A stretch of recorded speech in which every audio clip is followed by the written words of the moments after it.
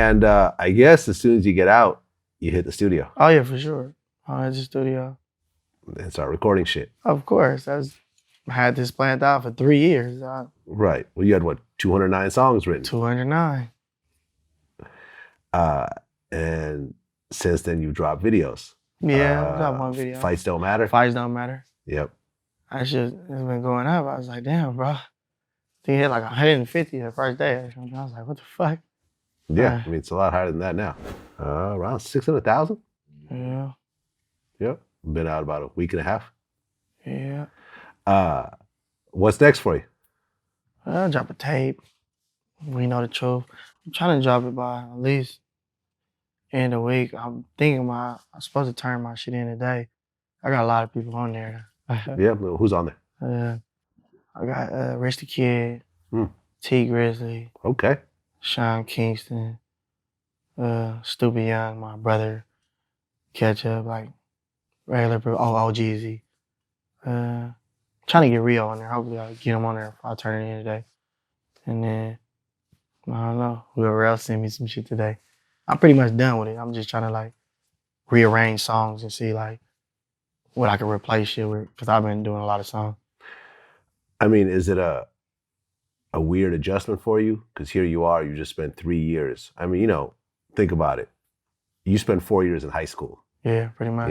Think about from your freshman year to your junior year, you're in a cage. Yeah. You have to ask to shower. Yeah. You don't decide what you eat. You get served whatever slop everyone else eats. Yeah. You're around a bunch of men.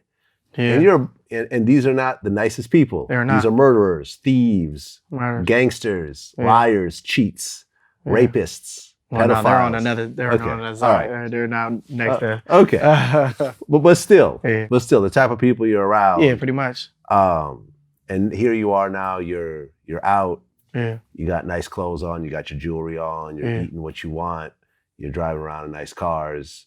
You get to go where you want.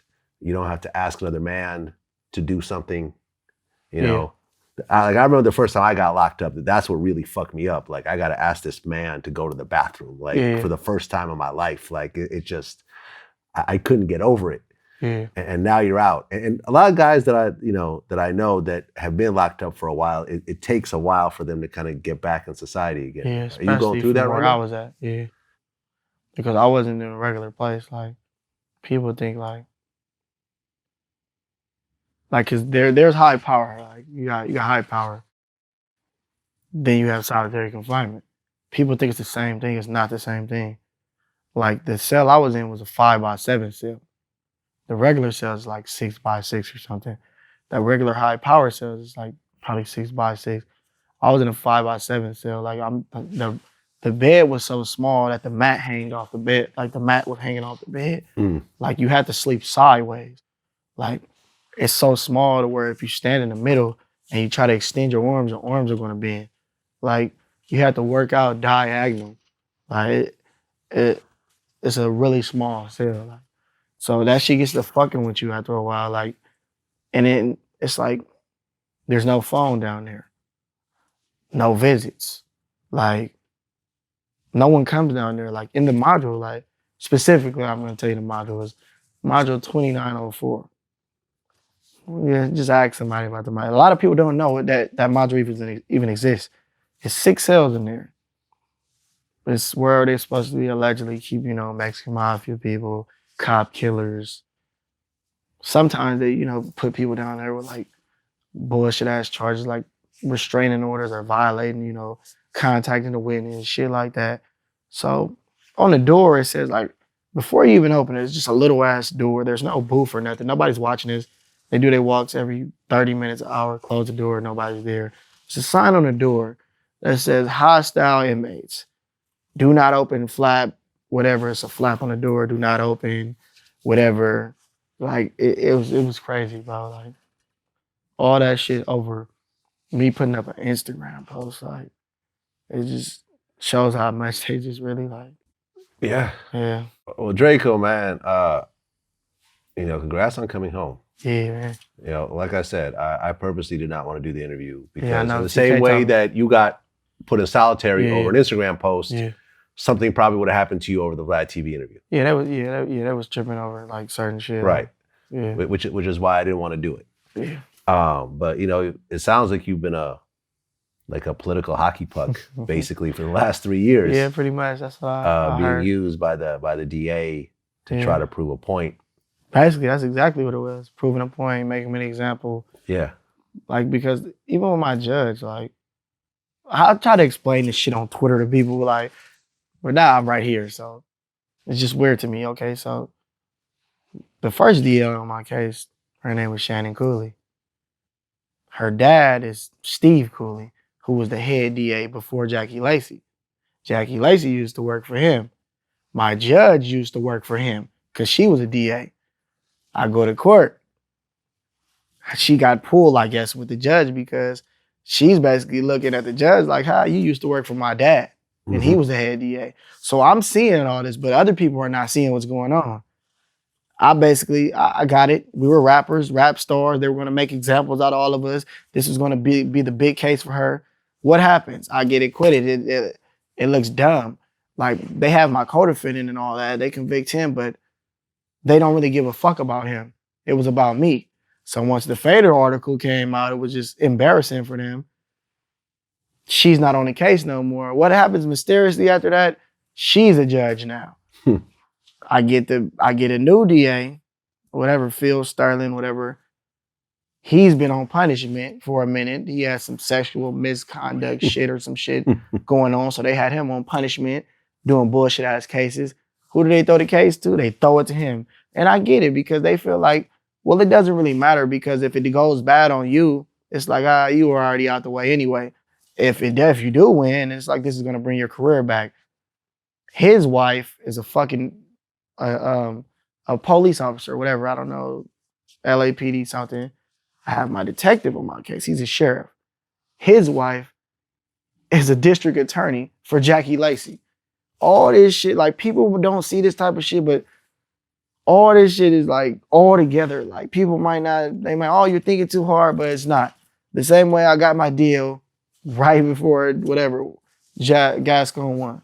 It's just like, it's crazy. Like, you never think like people will be this much like out to get people or like this evil, but I'm the prime example of that. Like, right, because they gave you the deal so they could have one more win on their record. Pretty because much. The next DA would have probably just dropped the charges. Exactly. That's what my lawyers tell me, pretty much. Because they told me he already knew about my case. So you could have rolled the dice and said, okay, this next DA is going to drop the charges, but what if he doesn't? Exactly. I could have, but like, yeah. At the end of the day, he's still a prosecutor. Yeah, man. I mean, honestly, listen, I haven't gone through too much criminal shit myself, I'll be honest. But from everyone that I know that has gone through it, if you really want to completely halt the legal system, stop doing plea deals. Let everyone go to court and watch everything grind to a halt. Yeah, exactly. The whole system is built off of plea deals. The whole system is built off of scaring people with football numbers and getting them to tell on each other and whatever else, just so you could have a really great record to show, look at all the people you've convicted. Well, you haven't really convicted all these people. You just scared them into taking pleas taking gang enhancements, of things that like they may not have even done. Yeah. And I don't know. I just to go home. Like I think the whole system is dirty. I mean, personally, I feel like every case should just go to trial. Pretty much, yeah. You know what I'm saying? And then you'll get to see what really goes on. But most people get scared because they see, like, you know, people get life or go to trial, and like, trial is different. Like, most of the stuff that they try to scare you with at prelim and all that won't even be admissible in trial. Right. But, you know, they got people thinking like, oh, they did this. But then again, it's stuff at trial, you know, you might get a judge like I had that's just gonna let everything in and doesn't care. No arguing, no motions, no nothing. Let it in. Doesn't matter. That's what I had to deal with. So that's why I was going back to trial anyway. Yeah. She just didn't like me. Well, welcome home, man. Welcome home. And, you know, I think that with all the bullshit that happened, you could probably also say in retrospect, you know something, there was probably certain mistakes that you made yourself. Oh yeah, for sure. There's probably there's certain places you probably shouldn't have even gone. Yeah, for sure. Shouldn't have gone to a certain party. Shouldn't have rolled with certain people. Yeah. Shouldn't have been around people that may or may not have guns. Yeah, but that was my problem. You see what I'm saying? But what I'm saying is that you can't just sit there and just completely point the finger at Oh, everyone no, I else. can't. To a certain degree, you also have to say that, Drakeo the ruler needs to make better decisions. So he's never in this vicinity of problems ever again. Yeah, but for instance, my situation is different though, bro. Like I know a lot of people say that though, but like I have a totally different situation. But you bro. also like, have to take a certain degree of responsibility yourself. Yeah, of course. I shouldn't have stopped there. I shouldn't have had a gun. I mean, it's safety first. I won't have a gun again, but I shouldn't have had a gun. But at the end of the day, it was people trying to kill me, so I'm not gonna. That's what I'm saying. But then again, you could also look at it as, if I have to go someplace and bring a gun, maybe I should just not go to that one place. Yeah, but you see what I'm saying? It's kind of. It is straddling the fence. It is straddling the fence because it's a lot of places that I can go. I can go to the mall and I didn't see like, come on, for instance, Dollar got killed at the Beverly Center. That's not in the hood. Like it's places that you could go. People get shot at the studio. Right, but like, I know about the dollar. Yeah, come on. Like, I know about the dollar situation. Right.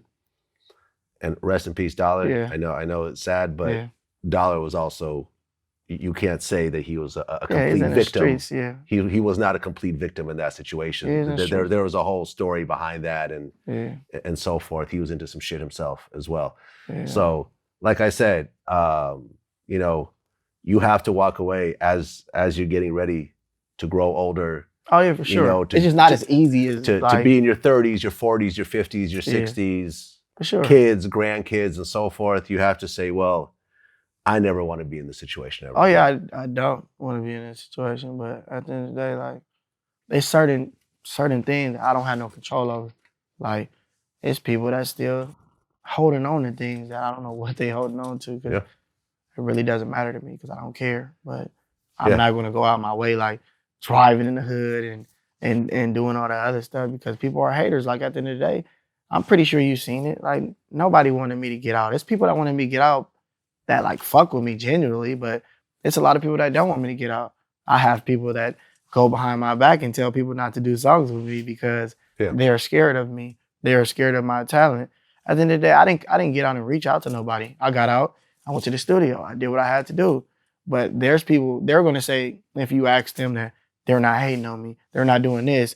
I never said nothing about this man, but behind closed doors, they're telling people don't do this, don't fuck with him, fuck that nigga. Like, come on, like, so this little shit that I'll be having to deal with. That I'm trying to work on myself because at the end of the day, like, I only been out 9, 10 days, shit like that. And the environment that I was in, like, the littlest shit, like, can cause something. Like, especially like me being in solitary confinement. Like, I tell people this shit all the time. It doesn't do nothing but make you worse. It doesn't make you better because you're dealing with killers and people they're not playing no games. Like nothing is for play. Everything is serious. You have to really listen to shit that people say when they say things. You have to literally sit there and listen like, okay, like somebody might be like, hey bro, like, all right, can you change the channel for me or some weird ass shit? And you just sitting there like what you mean by that though? Like why are you doing this? Why are you telling me to change the channel or some weird shit? Like when I just changed it to this station, like it's like weird shit, like shit that it just triggers something. So I'm still trying to like work on that because I'm not used to this shit. I'm trying to like do this rap shit and like, but these niggas are like hoes, like, and I'm trying to like I don't know. I'm trying to get used to this shit, like just dealing with these fake ass niggas, like. Because at the end of the day, I'm real. Can't nobody tell me who I'm gonna do a song with or who I'm gonna do something with. Because then I'm gonna tell them that has nothing to do with me, bro. That's y'all politics. That's what y'all got going on. I would never tell another man to not do something with somebody or don't do this because I'm having an altercation with this person. Because that has nothing to do with me. These people, this is the type of stuff they do behind the scenes. I only been out 9 days or 10 days. And this is the stuff that people are doing with me right now. It's kind of crazy. Yeah, man. Well, look, you're in a good space right now. I am. Okay. You don't have any pending charges. You don't have anything hanging over your head. Are you on probation? I'm on probation, though. Okay. How long? 5 years. I thought they were supposed to stop that. Well, be careful in that regard. Oh yeah, for Be sure. careful man. in I that don't do regard. nothing, man. I'm in the studio every day. Because man. you're not a regular citizen I'm not. like everyone else in this room. I know that. Which means that if you get pulled over, Yeah, they don't need a reason to search your car. Yeah, I know. They can show up at your house whenever they feel like it and, Yeah. and ransack your house. I know that. They can find out where you are at any certain point. I know. You're still kind of in jail in a way. Pretty much, yeah. You know, Yeah. but luckily you're not actually in jail. And from what your manager TK, who I've known like 15 years now, who's always solid and 100, just told me, I guess you got a really big deal on the horizon as well. Yeah, that's what I've been hearing. That's what you've been hearing? Talking to these people about. All right. So once that news is out. I'm independent right now, though. So You're independent right now. I don't want to hear all this. Like, you feel me? I don't want to hear all this. Oh, he got all this from the deal. No, I got out of jail with all this shit. That's what's up. Without the deal. That's what's up, man. Well, listen, congrats on everything. I know you went through hell over the last 3 years, man. But these type of situations is what builds character, what makes you stronger, what makes you appreciate the things that you do have, man. I appreciate it. Only the best, man. Man.